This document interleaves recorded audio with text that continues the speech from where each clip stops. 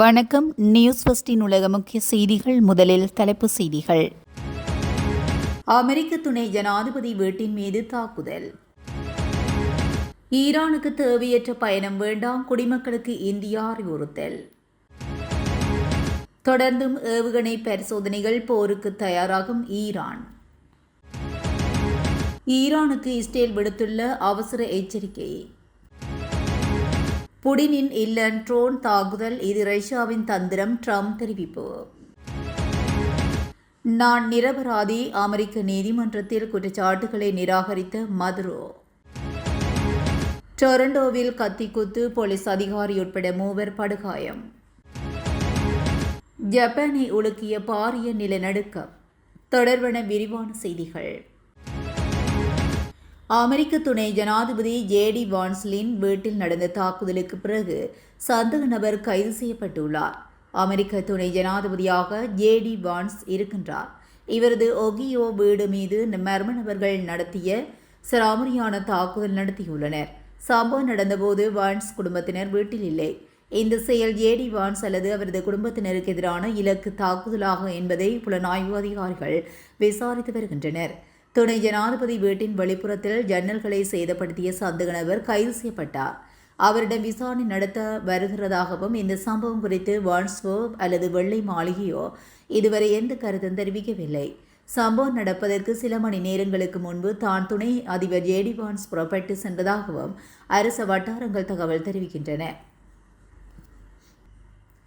Iran நாட்டில் அதிகரித்து வரும் பணவீக்கம் மக்களிடையே பெரும் தாக்கம் ஏற்படுத்தியுள்ளதனால் அத்தியாவசிய பொருட்களின் விலைவாசி உயர்ந்துள்ளது. பொருளாதார தேக்க நிலையும் காணப்படுகிறதுனால் அரசுக்கு எதிரான குடிமக்களின் போராட்டம் தீவிரமடைந்து உள்ளது. மாகாணங்கள், நகரங்கள் என பல்வேறு பகுதிகளிலும் மக்கள் தெருக்களில் இறங்கி ஆர்ப்பாட்டத்தில் ஈடுபட்டு வருகின்றனர். அவர்களை ஒடுக்க அரசு பாதுகாப்பு படையினரை இறக்கிவிட்டு உள்ளது. ஒருபுறம் கைது நடவடிக்கை எடுக்கப்பட்ட போதும் வன்முறை போராட்டத்தில் சிக்கி பலர் பலியாகி வருகின்றனர். இதன்படி ஒரு வாரத்தில் 16 பேர் வரை பலியாகி இருக்கக்கூடும் என கூறப்படுகிறது.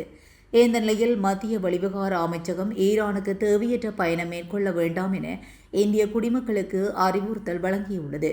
போராட்டம், ஆர்ப்பாட்ட பகுதிகளை தவிர்க்கும்படியும், செய்திகளை உன்னிப்பாக கவனிக்கும்படியும், வலைத்தளங்களை பார்க்கும்படியும், தெஹ்ரானில் உள்ள இந்திய தூதரகத்தின் சமூக வலைத்தள பதிவுகளை காணும்படியும் அறிவுறுத்தப்பட்டுள்ளது.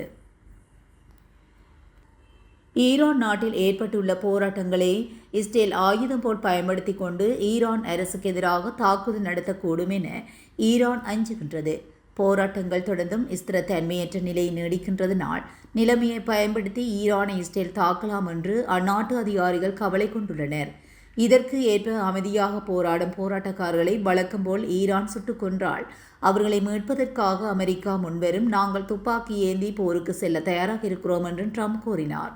இதனைத் தொடர்ந்து ஈரானின் பாதுகாப்பு கவுன்சிலின் மூத்த அதிகாரிகள் அவசர கூட்டம் நடத்தினர். இதன் பின்னர் நேற்று இரவு ஈரானின் தெஹ்ரான் மற்றும் ஜிராத் நகரங்களில் ஏவுகணை பரிசோதனை மற்றும் வான் பாதுகாப்பு சாதன பயிற்சி மேற்கொள்ளப்பட்டது. ஈரானின் வடமேற்கு மரஹே நகரம், தெஹ்ரான் உட்பட பல்வேறு பகுதிகளில் இந்த வான் பாதுகாப்பு நடவடிக்கைகள் தொடர்பான வீடியோக்கள் பதிவு செய்யப்பட்டு அவற்றை அரசு ஊடகங்களில் அதிகாரிகள் வெளியிட்டனர்.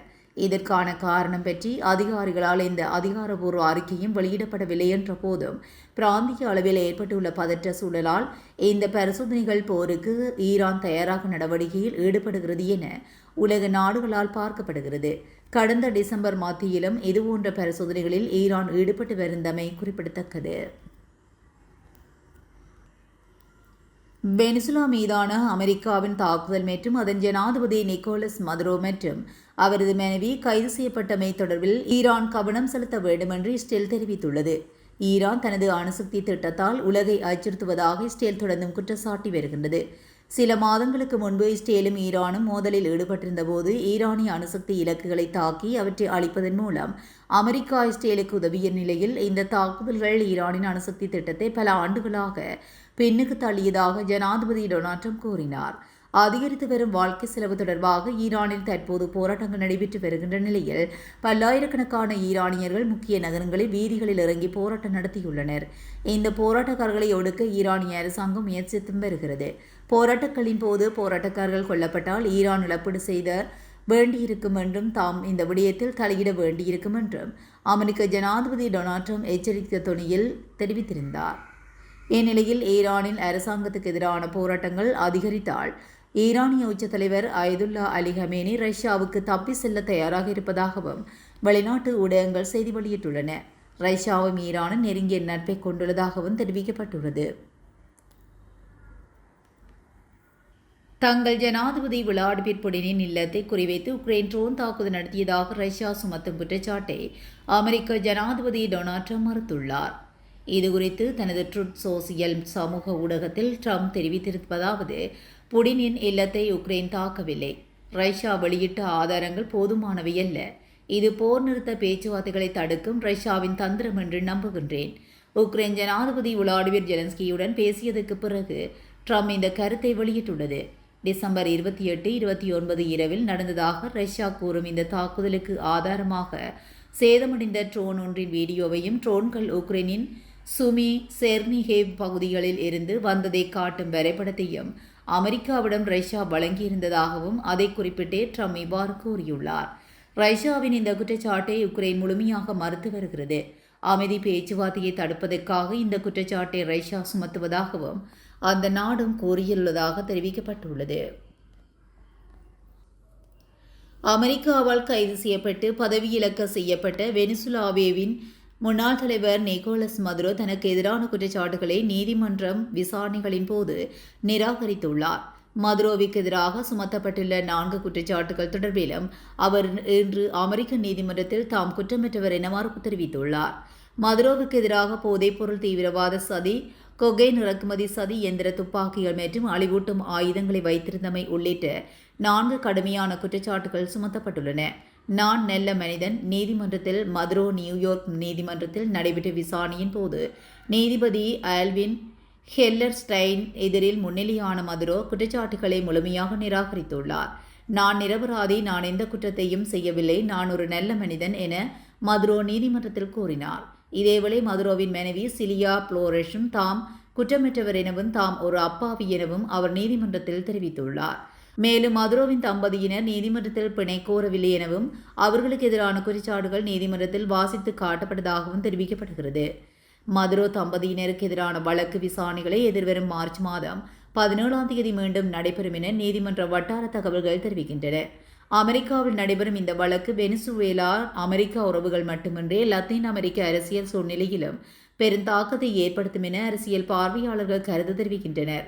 மதுரோ மீது சுமத்தப்பட்டுள்ள குற்றச்சாட்டுகள் மற்றும் அமெரிக்காவின் சட்ட நடவடிக்கைகள் தொடர்பான விசாரணைகள் தொடர்ந்து நடைபெறவுள்ள நிலையில் இந்த வழக்கு சர்வதேச கவனத்தை மேலும் ஈர்க்கும் என எதிர்பார்க்கப்படுகிறது. டொரண்டோ நகரின் கென்சிங்டன் மார்க்கெட் பகுதியில் ஞாயிற்றுக்கிழமை பிற்பகல் இடம்பெற்ற கத்திக்குத்து சம்பவத்தில் ஒரு போலீஸ் அதிகாரி உட்பட 3 மருத்துவமனையில் அனுமதிக்கப்பட்டுள்ளனர்.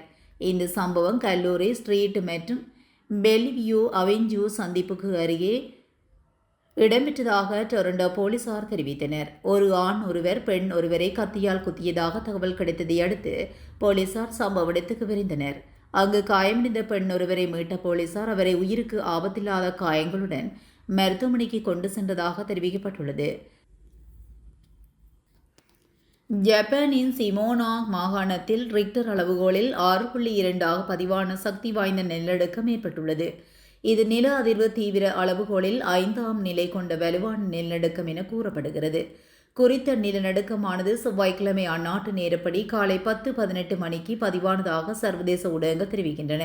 அத்துடன் 10 நிமிடங்களுக்கு பிறகு யசுகி பகுதியில் மற்றொரு நிலநடுக்கம் ஏற்பட்டதாக கூறப்படுகிறது. இது ரிக்டர் அளவுகோலில் 5.1 என பதிவாகியுள்ள நிலையிலும் இந்த நிலநடுக்கங்களுக்கு ஜப்பான் வானிலை ஆய்வு நிறுவனம் எந்த சுனாமி எச்சரிக்கையும் வெளியிடப்படவில்லை என தெரிவிக்கப்பட்டுள்ளது. இதுபோன்ற செய்திகளை உடனுக்குடன் தெரிந்து கொள்ள நியூஸ் ஃபர்ஸ்டுடன் இணைந்திருங்கள். நன்றி, வணக்கம்.